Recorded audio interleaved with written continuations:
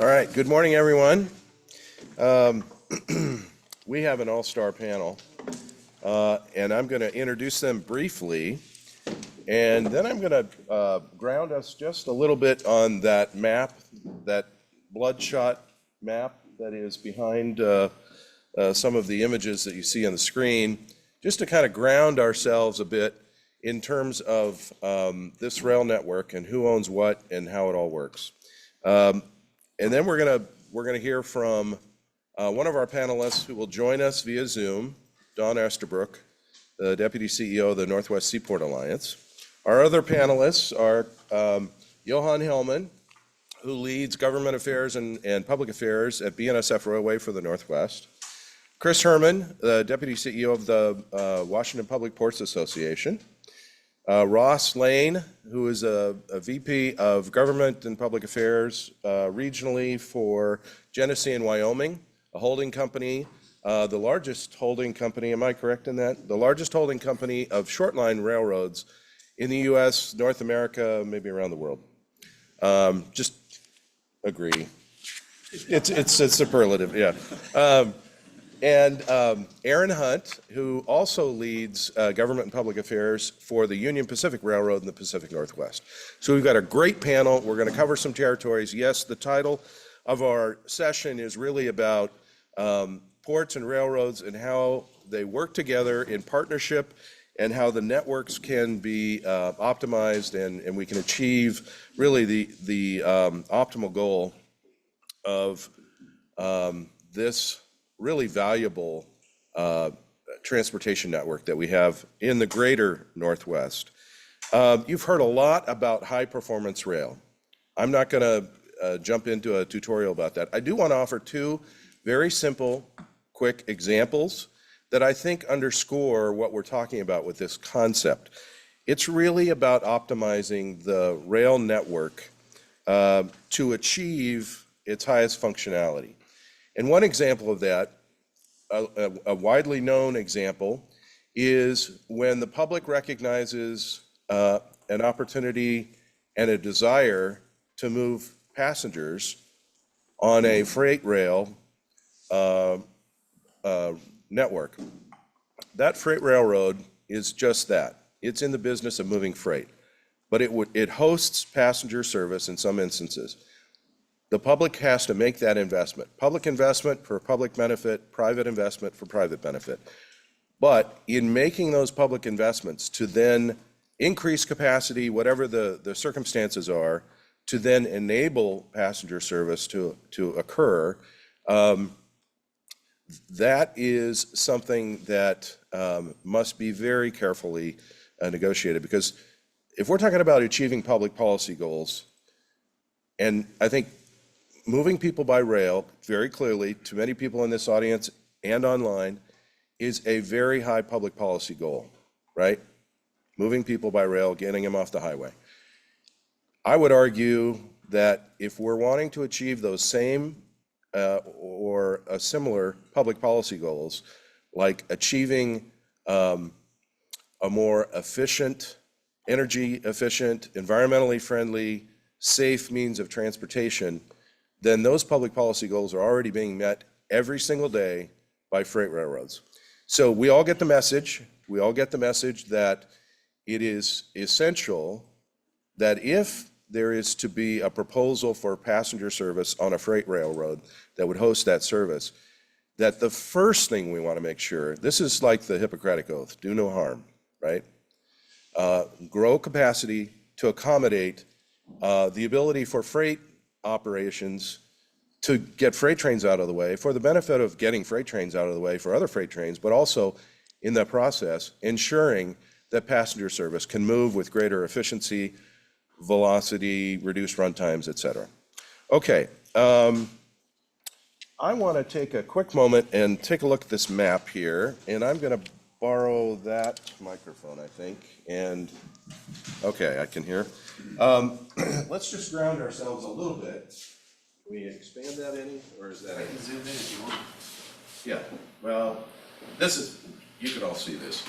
So what you've got, and we have to beg forgiveness to our UP colleague, because This is pulled from BNSF route map. So there might be a slightly more bold orange than the yellow, but just understand that Union Pacific is a dynamic and fantastic freight operator in the Pacific Northwest, just like BNSF and the short lines. So what you've got are 3 lines that run east and west on the BNSF network, but the Union Pacific also operates on the Oregon side of the Columbia River. Both operate something like 35 to 45 trains a day through that corridor. There are certain reasons why these 3 east-west routes favor certain kinds of traffic. Intermodal really wants to move on the Scenic Sub or the Stevens Pass line. It can't move on the Stampede Pass line, you all know, because the tunnel is, it has restrictions in terms of clearance.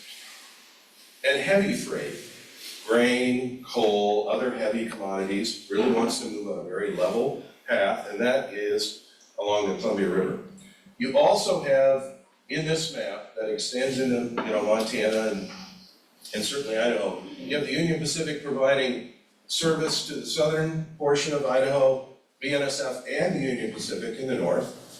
But you've also got these short lines, and Ross Lane with Genesee and Wyoming has actually 3 railroads I'm going to note in Oregon and Washington that are rather significant by their size and also by their operation. Cascade and Columbia runs in the central part of the state. It doesn't bounce around nearly as much as this map, but which runs from basically Wenatchee north of the Canadian border.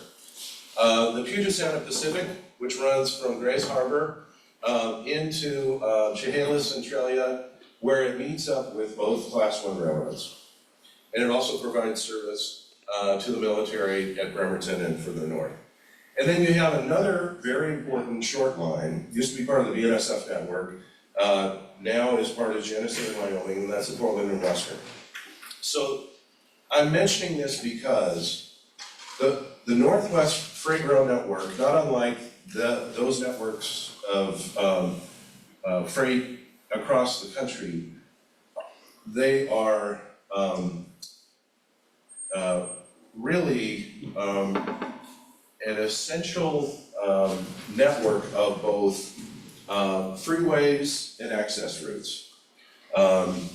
The smaller short lines, which are ideal perhaps for building a train so that then the Class 1 can receive that train and move it on its freeway or its main line.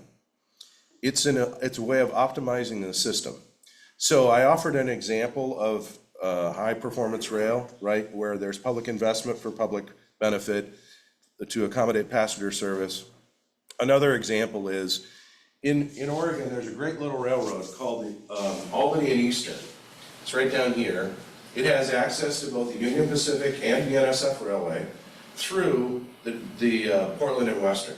It's a great little short line, has a lot of capacity, it's very well maintained. If you were to have a transload facility at that short line railroad, build a train that then the Class 1s could receive and move to destination, you're optimizing the system. The short line guys have the space, they can serve a customer on perhaps a more aggressive schedule than the high-paced operations of Class 1s. And so each plays its part in making the system achieve a higher potential in operations. How are we doing with Don? Is Don ready? Is Don? Yep, I'm here, Andrew. Keep going. All You're right. on a roll. So our first panelist, Don Estabrook, the Deputy CEO of the Northwest Seaport Alliance, was also the Deputy CEO of the Port of Tacoma. He has a very extensive career, both in terms of leadership in port management, but also with ocean carriers. So he has that customer perspective as well as the port operator and port leadership perspective. So with that, Don, I want to turn the table over to you. Okay, thank you. Can you hear me okay, Andrew? We can. Okay, perfect. Yeah, thank you. Apologize for being a few minutes late. So, and I appreciate the opportunity to talk. So, um, when I was sort of catching up on the key topics, I thought maybe what would be helpful, especially following Andrew, because I think this is a nice segue, is maybe I can just kind of highlight the importance of intermodal, the intermodal vitality for our gateway, specifically speaking about rail service. So I think as many of you know, the Northwest Seaport Alliance, we manage the cargo activities for our gateway, meaning both the Port of Seattle and the Port of Tacoma. And it really goes without question that the intermodal service and the value proposition is really critical for our success. And I say that because 50% of all the cargo that moves through our gateway is moving intermodally. So, meaning we are a discretionary port. And the majority of that product, and when I talk about cargo, I mean more than just the container business, although that's the preponderance of it. It is also the what we call our high and heavy cargo, which is your heavy equipment like John Deere, Case New Holland, Caterpillar, heavy pieces of machinery for mining or for the wind energy, transformers. Also, automobiles. We move a great deal of automobiles, about 200,000 units a year, along with the container business. You take that in totality, about 50% of that is destined to the Midwest market, consumer markets, and or is originating from the breadbasket, if you will, of the Midwest. So critically important. We spend a great deal of time working with both Class I railroads, Union Pacific and the Burlington Northern Santa Fe. And we have an excellent working relationship, and it's imperative that we maintain the highest level of service. So our goal, and we're not there yet, but is to offer best-in-class service to the marketplace. And we've made some significant strides of improvement. In working with the two Class I railroads, we've established some operational performance metrics that we jointly agree upon and measure against. It's all in an effort to ensure that the customers that we serve are experiencing a efficient, reliable, and consistent rail product. Now, I thought I don't want to get too far into the details. There may be some questions to follow, but let me kind of break down for you when I talk about intermodal business. There's really three buckets. So the first one is what you're probably most familiar with, and that is that what we call our intact intermodal business. So that's the container business. We move roughly 1.5 million TEUs a year that moves via that mode, the traditional intact intermodal. The containers come off the vessel, they're loaded onto unit trains. The Class I railroads, the UP or the BNSF, build a full unit train, and then it moves intact to major distribution locations, namely Chicago and the Ohio Valley, upper Midwest, if you will. Those unit trains carry, it ranges, but you're talking anywhere from 200 to 230 containers per unit train. That's the bulk of our intermodal rail business. However, there's a couple other subsets that are vitally important. One is the domestic rail business, and I want to just describe to you what that is. So we've seen this grow exponentially, and I'll explain why. So this is those import customers, can be small, medium, or large. They are taking a portion of their import business. They take the containers when they're offloaded from the vessel.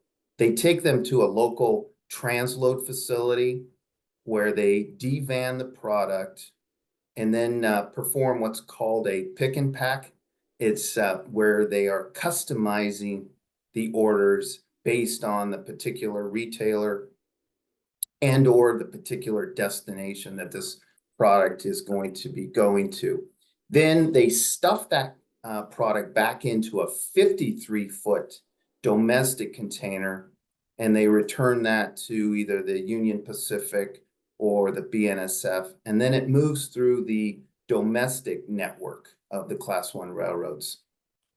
Now, without question, again, that is a premier service. Those domestic trains, they are on time, every time, I can assure you of that. And the importers, they're paying for that premium service, but it's important to them because this domestic transload into domestic containers, the reason it's growing exponentially is this is really to accommodate the growth that we are seeing in e-commerce and the just-in-time need for inventory. Plus, on the domestic networks for both Class 1s, they offer a few more inland locations. So it's in closer proximity, if you will, to the retail market. So that's the second. The third bucket, if you will, and I think when I looked at the agenda, you might be talking about this later on, but this is the establishment of these inland rail hubs. So let me just share with you what those are. So as e-commerce again continues to drive this changing business model, there's a need to get product to a significant increase in the number of distribution centers. So back in the day, a major retailer, say Target, they would have 4 or 5 major distribution hubs. That doesn't work anymore. No one's operating under that business model anymore.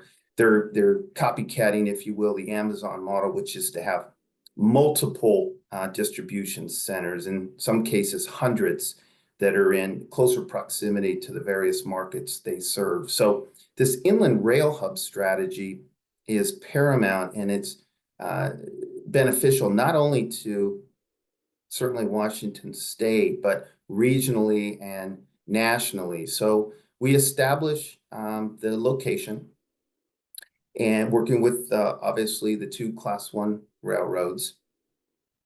And it's really a win-win-win for everyone. So let's take the Tri-Cities in Eastern Washington. There's actually 3 locations. One is yet to open, but hopefully will in the next year. So there is one in Pasco, and it's there primarily serving a refrigerated customer, Darigold. There's one in Wallula, Washington as well. Soon to be one in Richland. We have an inland rail hub location in Pocatello, Idaho, also in Minot, North Dakota, and Portland, Oregon as well. So the reason it's a triple win is that the exporter now has access to that container that moves over to the inland hub location.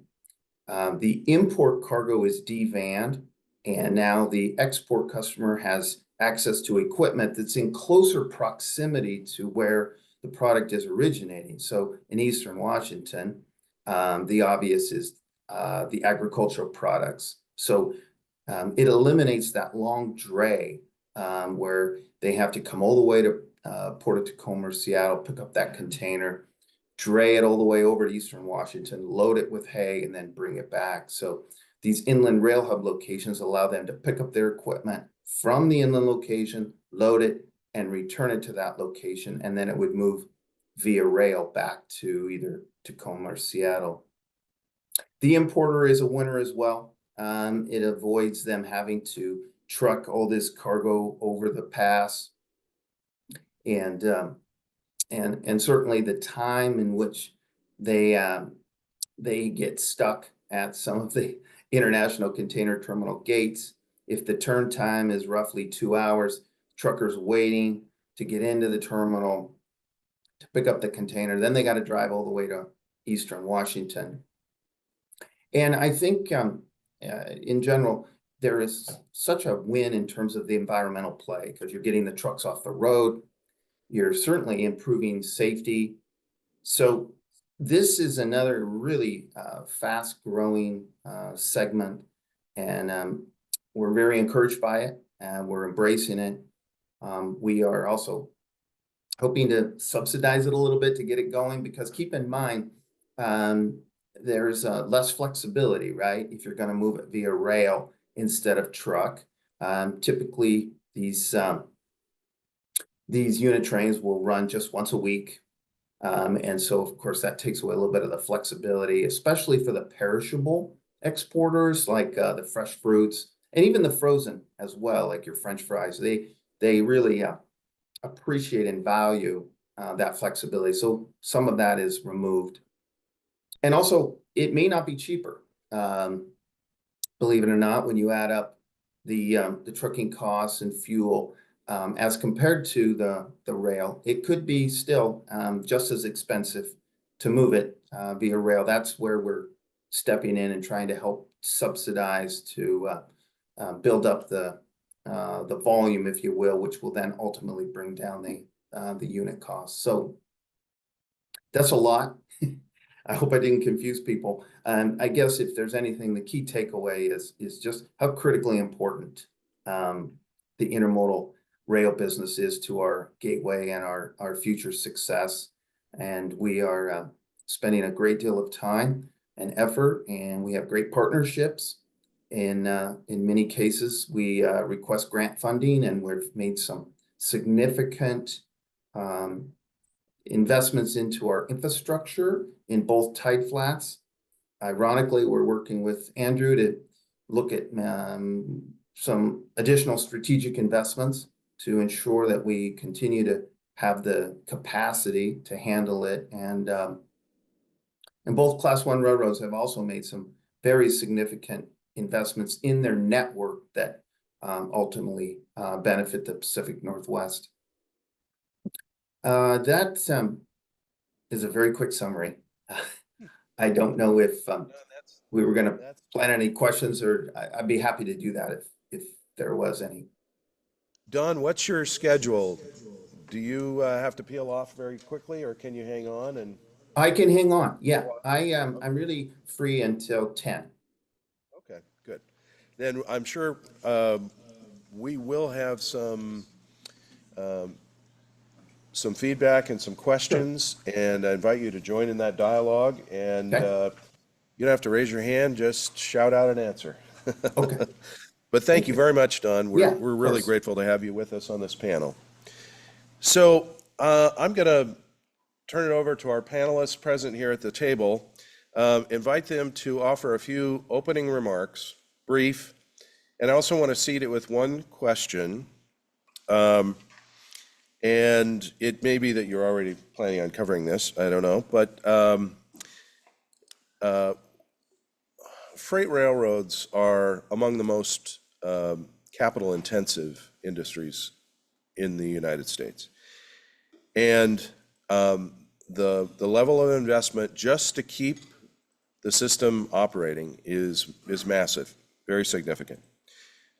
So as you weave this into your introductory brief comments, maybe give us a little perspective about where you think maybe the system investment is lacking and where there may be an opportunity for additional investment, either something that you all have planned on your specific railroad or something you'd like to see Chris or your members would like to see on the rail network. So I'll just start, Aaron, with you, and we'll just work our way down.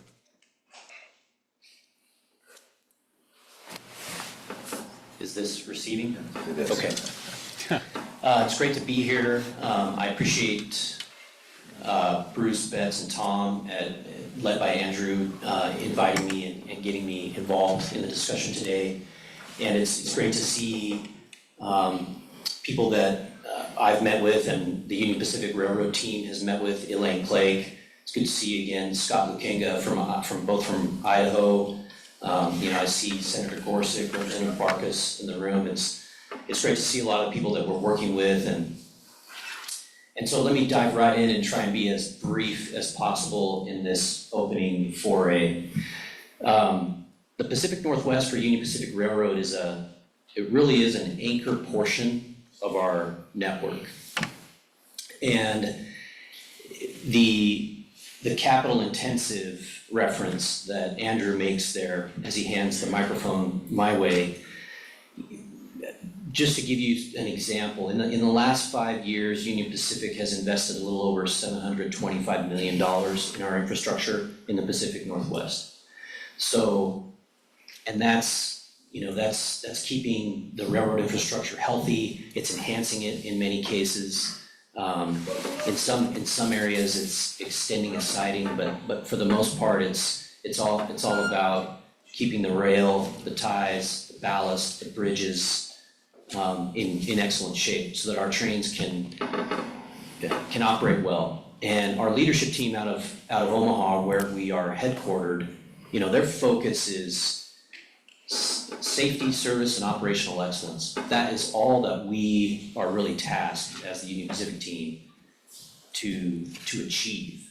So that $725 million investment is an illustration of how we get there.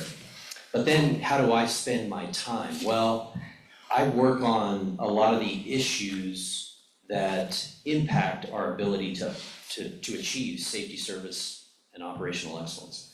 We're trying to serve customers, we're trying to move grain, we're trying to move timber, we're trying to move Mount Hood Valley pears, we're trying to move just so many different types of products on behalf of our customers, and we're trying to do it safely and very operationally efficiently. And so to do that, we're investing money, and then we're investing our time. I spend a lot of my time working with the tribes that have either reservation land or treaty fishing rights along our right of way. We've been trying to really lean into that process over the last several years, and so I end up investing a lot of my limited time resources with the tribes. Currently, I'm spending a lot of my time working to try and avoid further illegal camping and illegal dumping problems on Union Pacific right-of-way across the Pacific Northwest, in particular Oregon and Washington. The problem is not as significant in Idaho. And so I spend a lot of my time working through that. Those problems are very difficult to solve, and they take a lot of time, and they create a real hurdle for us to operate well. And so I spend a lot of my time in those areas. But the future is really bright. We see business opportunity for growth, whether that's with the Northwest Seaport Alliance, other ports, but our customers are out there and they're working with us on a lot of different ways to move things by rail, which benefits all of us, because if we can keep moving freight by rail, there's just a lot of greenhouse gas reduction benefit, there's a lot of economic benefit, and it all ties back to with our passenger rail partnerships that we have. It was great to see Bree here yesterday talk about the Boise Depot, and to see the picture of the depot. That's a Union Pacific Railroad depot. Our company built that depot in 1925, hired, I think, New York architects to build that Spanish-style building. It's a beautiful building, and it's an important historical anchor to Boise, to the city of Boise, the community of Boise. And so the railroads, Union Pacific, we are intrinsically part of the past, and we are embedded in the future moving forward with tribes, with cities, counties, states here in the Pacific Northwest. Thanks. Bravo. While they're fighting over the mic, I want to underscore a point that you just made, Aaron. Freight railroads are indeed a dramatic part of the solution to the challenge of greenhouse gases.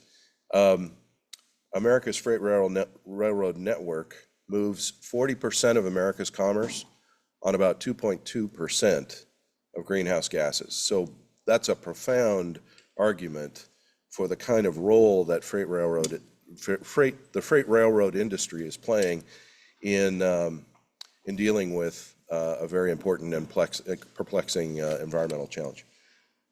Ross. Excuse me, thank you, Andrew, and all this stuff to go after Aaron and between Chris and Johan, so I'll give it a shot here. I don't have any great metaphors like my colleague Matt Hubler did with Noah's Ark yesterday, but I will try to touch on the importance of investing in short-line railroad infrastructure. So I'm Ross Lane with Genesee, Wyoming. I handle government affairs, excuse me, for the western 14 states.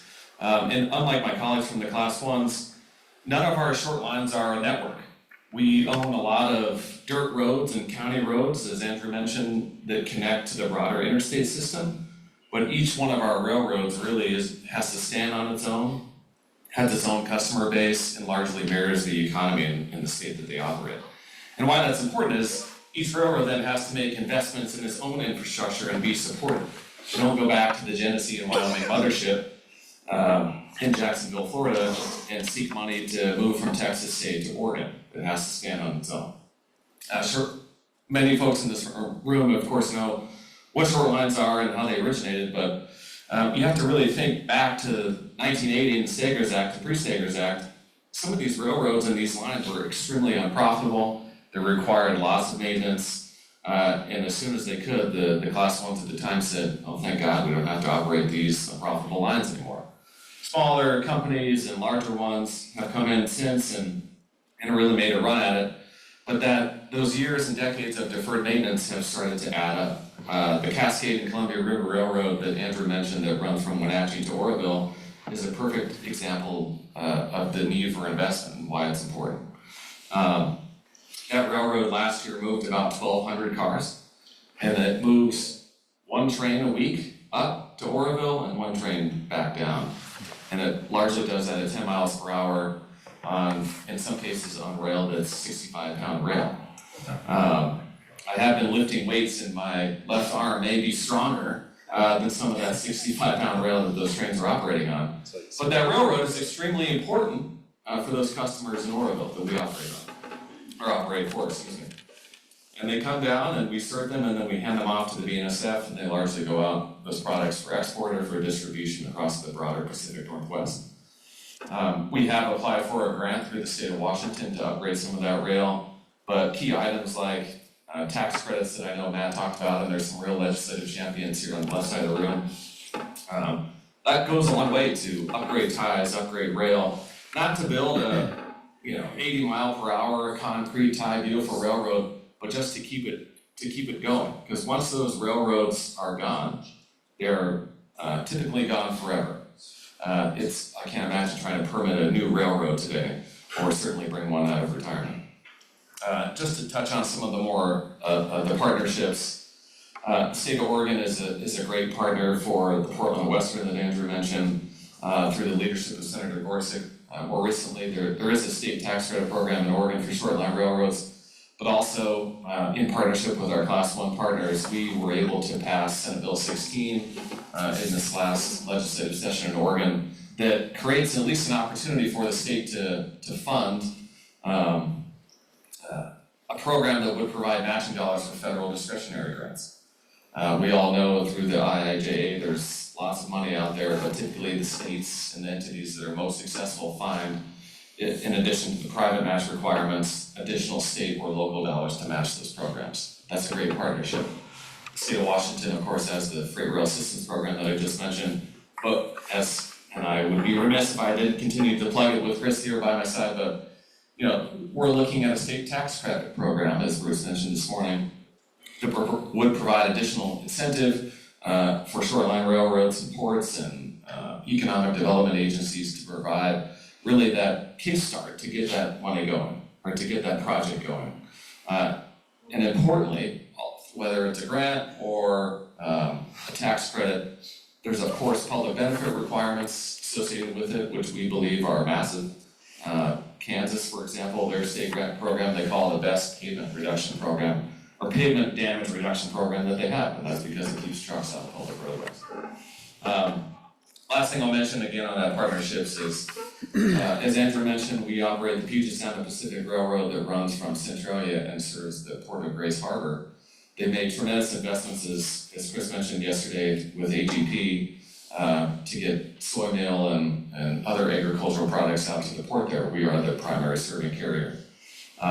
With great volume opportunities comes great responsibilities, not be bad neighbors. So with the help of the federal government, we won a Christie grant the last couple of years and have completed the project to build siding in Elma, Washington to stop the regular occurrence of block crossings in that town. And then of course, if you've been out to Aberdeen, I think there's like 75 crossings in a row next to a Walmart and a grocery store and a Dairy Queen and you name the chain restaurant or business. And our trains run at 10 miles per hour right through that. The state of Washington, I know, invested to build a flyover, extremely complicated from a civil engineering perspective, but will provide great benefits to the residents of that town as that volume increases on the Puget Sound Pacific. So shoreline railroads are really about partnerships, and with public investment, we can continue to realize those important environmental benefits, but also realize important economic development opportunities for communities big and small. So, thank you. Bravo. Nice job.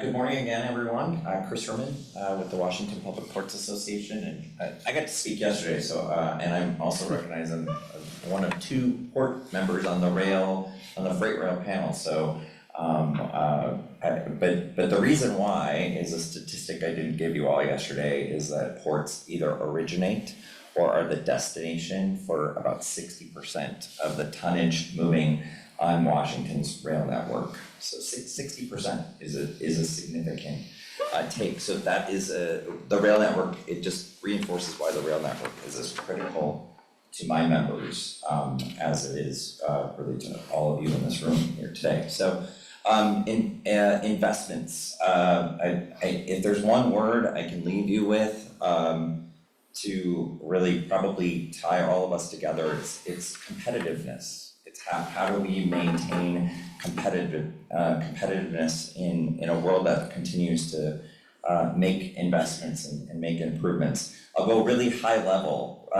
Federal regulators allowed a merger between the Canadian Pacific and the Kansas City Southern, which also includes the Kansas City Southern de Mexico, that reaches down into port districts in the country of Mexico. And so why that matters to us is its influence potentially on reducing longshore jobs here in Washington State. So as that railroad pieces itself together, the CPKC, they are making hundreds of millions of dollars in investment through Missouri, Illinois, Iowa, that is going to create a fast corridor from Mexican ports into the Midwest, which is, as Don talked a little bit about, critical for Washington's ports and that discretionary cargo. So we're not opposed to mergers, we're not opposed to competition, but we need to look at investments that mirror that to make sure we remain competitive. And so that's really critical. So as far as what that looks like for Washington's ports, so I talked a little bit about our marine cargo forecast yesterday and what we're doing. And so what we're hearing is, so at Don's Port, they partner very closely with the Shortline Railroad, the Tacoma Rail. They're looking at expanding those lead tracks where they originate the intermodal trains to up to 10,000 feet. So that's an efficiency, and it allows for slightly larger train starts for those intermodal trains so we can be more competitive. We also have done, have been longtime supporters of funding that has gone into the passenger rail improvements, specifically through the ARA program. And one of the areas where investments were made in that program is at the doorstep of the Port of Klamath, which is the largest bulk terminal exporter on the West Coast, I believe. certainly in Washington State. And we know that there's more investments that need to happen there because we've got trains coming in, we've got trains coming out. It's about 15 miles north of Vancouver on another busy port, and then another 10 or 15 miles, south of the Port of Longview, another busy port. So a stretch of the along the Cascades corridor that we know will need some additional investment going forward, especially if there's expansion for Cascade service in the future. And then the short line investments, and I'll double down on what Ross talked about in Aberdeen. Port of Grace Harbor, about 80% of their business is rail. And so if they are not able to solve that conflict in Aberdeen, that community is going to question if further investments and further expansion of that port is relevant. And so that's a really critical project, about a $75 million project that at this point is fully funded. Cost escalations, hopefully it stays that way. But competitiveness is really critical to all these pieces. You know, once the ship reaches the dock, international trade competitiveness is all about the rail network. But to flip it on its ear, without healthy ports, the railroads are dead in the water. Pardon the pun. But truly, this is a partnership. And Chris, as you underscored, it's either origin or destination. That's the relationship with ports and rail. Johan? Thank you, Andrew. Again, for the record, my name is Johan Hellman, and I cover public affairs for BNSF in Washington, Oregon, and British Columbia. It's great to be on this panel with some longtime colleagues and friends. And I can speak from experience. I've seen Ross Lane's left arm, and it is very impressive. 60-pound the workouts are really paying off, man. I want to start by thanking the organizers for their work putting this conference together. I've never seen such a comprehensive and well-attended program on the topic of rail in the greater Northwest. It's great to see Senator Gorsuch and Representative Barkas. It's great to see so many people show up for the first session on day 2. That's how you can always kind of tell what's going on with the conference. And I don't think there's been any fall off since yesterday. So give yourselves a round of applause for that. It's really spectacular. Yeah, go ahead. You can clap. Feel free. It's a great thing. This is truly a landmark event, and it's great to have this opportunity to talk about something we all really appreciate, something that's worthy of celebration, which is the role of freight and passenger rail transport in our region. For my talk, I'm going to focus on the 2 factors that create that magic concept called capacity with a capital C. And those 2 factors are infrastructure and operations. When we talk about the discretionary cargo that moves through our ports or additional passenger options, a lot of times it comes down to capacity and demand. It's not fully understood. And I'm going to start by going out on a limb this morning and saying something that I don't normally say, and something that I haven't said in quite a while, which is this. I feel pretty optimistic this morning. In fact, on a scale of 1 to 10, I'd say I'm hovering right around a 6, which probably doesn't sound like much, but you know, I'm a railroader. Yeah. So my being at a 6 is like anyone else's 8.5, and we don't ever go much above 7. So, you know, if I'm at a 6, things are looking pretty good down at the railroad. Things can always change, but right now, I'm going to stand tall with my 6. And things do look pretty good at BNSF right now. Our volumes were at record levels in September. Velocity looks very good. Safety is right on target. We're moving a lot of grain, we're moving a lot of containers. We're innovating how we use our network. For the past few years since the pandemic, it's felt like the supply chain was kind of oscillating around, trying to find equilibrium. Prior to the pandemic, there were shocks to the supply chain, but they usually followed patterns. So there would be an issue at a port, whatever it was, it could be weather or workflow or throughput. And the supply chain would shift, but it was a discrete action, and the network would adapt. And it's felt like, you know, what happened with the pandemic was it was almost like all the pieces on the playing board and the board itself were just sort of thrown up in the air. And it all sort of fell, and we were kind of crawling around trying to put everything back again. And there's been aftershocks since then where everything remained dynamic and unpredictable, and volumes were depressed, cargo moved around in unpredictable ways. As everything came back online, these massive global trade networks, it felt like there was a lot of uncertainty. This great global trade machine started to warm up and everything started revving towards equilibrium, but it just takes a long time to get all those gears moving again, to get everything moving in the same direction and get that momentum going. And I think that accounts for some of the flatness that it felt like we were experiencing in the last few years. The good news, the really good news, is that while all this was happening, we experienced what has been really a once-in-a-lifetime renaissance of infrastructure investment, particularly driven on the public side. People finally came out to see the supply chain and realize that when they order a package on the internet, it doesn't just materialize on their front porch. Matter isn't being created. It's actually being transported there by trucks and trains and ships moving through ports. A lot of people don't realize that, when you get that tracking number from UPS or Amazon or whatever it is, and you follow your package across the country, a lot of times it's moving on a train. Most people, didn't realize that before the pandemic. I think they're starting to have sensitivity to that now.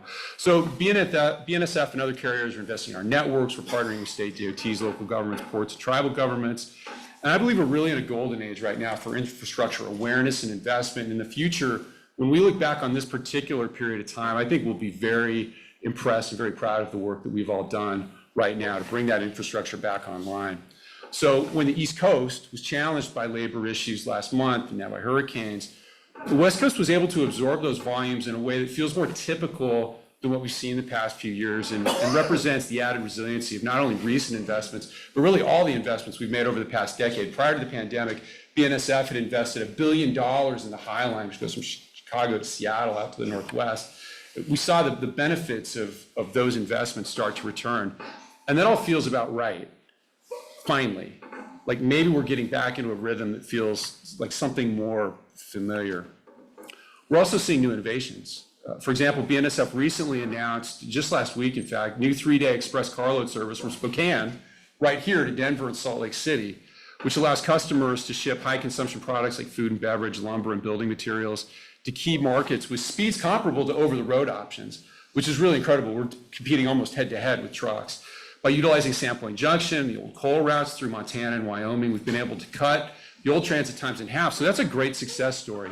Taking carload service through the old coal route and using those resources and infrastructure in new ways shows real vision, resilience, adaptability, innovation that we don't always label with the railroad, which underscores a maxim I started communicating about 10 years ago when there was a lot of controversy about some commodities people use every day that happen to move on rail lines because rail is the safest way to move these products. Nevertheless, there was a little bit of controversy at the time. And my advice then, as it is now, is to focus on the infrastructure because the commodity mix will change over time. What's important over the long run is to create environments that welcome the investment. That rail infrastructure, regardless of why it was built, will be on the ground for many, many, many decades to come. So get that infrastructure on the ground and it will create opportunity for decades. And it'll create opportunities in ways that we can't even really imagine because creative people will find new ways to use it. They'll look at infrastructure that's not being utilized. They'll look at a part of the network like carload that really hasn't seen a lot of volume, frankly, in a long time. And they'll say, wait, I've got an idea to change that, and they'll do it. One last point. This goes a little bit to your question, Andrew, and I'll explain as I conclude. When we talk about capacity, infrastructure is the first half of the equation. The second half is operating efficiency. We can have quadruple tracks from Spokane to anywhere we want to move people and freight, but if we don't have the freedom and the flexibility to operate efficiently, then we lose the ability to maximize that capacity. So arbitrary limitations on operating factors can have a huge impact on not just the freight, but also on ports and passenger service, and that can have a huge impact on the region and constrict many numerous benefits of strong freight rail here in the Pacific Northwest. So in closing, what we're looking for is the ability to build robust networks and maximize the numerous benefits that investments represent in terms of economic growth, environmental benefits, and quality of life. Andrew, to your point, your question, Class 1 railroads have a lot of capital courage. BNSF invests about $150 to $250 million a year in the Pacific Northwest each year. We have good relationships with cities. We have good relationships with the DOTs. If there is some sort of an infrastructure issue, we're going to find ways to address that. And if there's opportunity, we're really going to find it. It's going to expedite how fast that solution falls into place. Most of what I've been dealing with the last few years has been things that I would put on the operations side, like landslide mitigation. We have great partnership with the Washington DOT to try to mitigate some of that. But if people continue to clear cut the trees that are at the top of the bluff and then infiltrate the ground with water, that all slides down onto the railroad. So there's kind of a zoning local ordinance issue there. If there's zoning that's impeding industrial areas where we're not able to utilize those properties, or we're continually getting complaints about noise and things like that in places that were specifically there to be industrial, we're not going to get that back anymore, and that can have a real impact. We're having a lot of issues with unhoused populations, which is it's an issue in every community I travel through and serve. We're looking for creative ways to resolve that. We're working with local governments to try to come up with some creative solutions.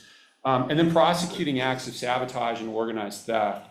You wouldn't really think of it, but train robberies, for whatever reason, have really seen a resurgence in the last few years, but very organized crews that are going out and doing this. We haven't seen it so much in the Pacific Northwest, but in Southern California, it is definitely a factor. So things like that can have a huge impact as well. Again, I want to thank you for the opportunity to be here this morning, and I look forward to all future discussions. Thanks so much for sharing this time. Good. Thank you very much. So we've got less than 5 minutes. I want to do one very rapid fire question. This is going to be like a street light, red light, yellow, or green, in terms of your reaction to the circumstance, to the question I'm going to ask. And then if we get through that quickly, then think about a question you'd like to ask the panelists. But responses will have to be tight because we do have a little bit of time, but not too much. Okay. So here's your rapid fire response question, if that works. Protecting port industrial areas from incompatible land use development. Are we winning that, or are we losing it? Red light means hair on fire. Green light says, you know what, we're managing it pretty well. Yellow is if you are undecided. Red, red, red. All right. Red. Oh, a little, yeah, mostly red, but, I mean, there's some, they're orange, there we go, yes, I like that option. Here in Cougar Country, I'm going to say crimson. Yeah. Well played. Well played. But I would say because once we lose it, we're never going to get it back. Yeah. Yeah. And I would act, I do, and Chris, I think I know where you're going with this. So ports are, they're tenants. I mean, they're landowners. They got a lot of tenants. And sometimes a rail-served population of freight customers are going to migrate maybe to one side of the port or the other because there is a kind of a, you can just see where it's going, right? It's going to lend itself more to retail, industrial, or a retail, commercial, or residential. But hopefully that's part of a very thoughtful strategic planning process that says, let's protect our hardcore, freight holdings and land holdings for our port industrial customers as we do this. So I appreciate that it can be a mixed bag. I don't know if that's fair, but I appreciate the answers too from the railroaders, which is all red, red, red. That's a big challenge. Ongoing challenge. Okay, we've got one.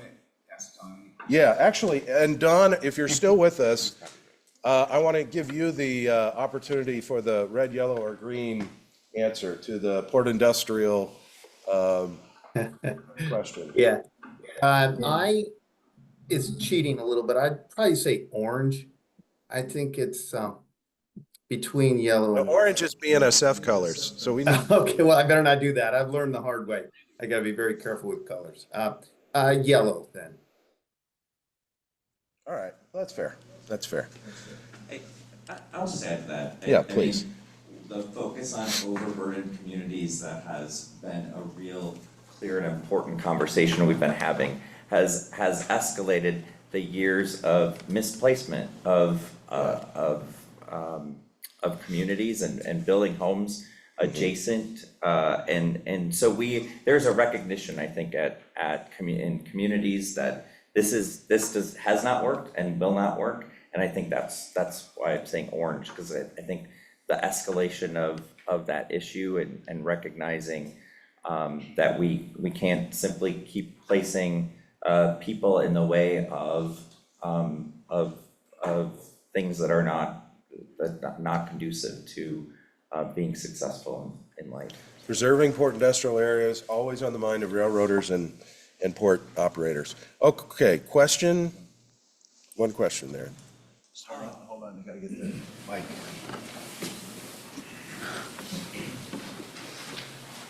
Thank you. Private partnership. It may not be turned on. Discussed, I think they're a great idea.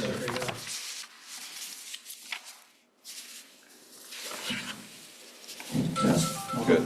Private partnerships are really a good idea, I think. And I would like to suggest a couple, maybe a three-part split for funding between the state, railroad, and FRA and Amtrak. Like, for example, double tracking the main line between Pasco and Spokane. That would be another example. And for Union Pacific, the connection track between Pasco and Wallula, upgrade that. Those are just two small examples, but I think that's the trend, and I think we should all support them. Thank you for that. I want to note that the bios for all these gentlemen, and for Don as well, who is also very much a gentleman, can be found on in the program materials. So would you please join me in thanking our panelists, all of us here, and Don, thank you again for joining us virtually.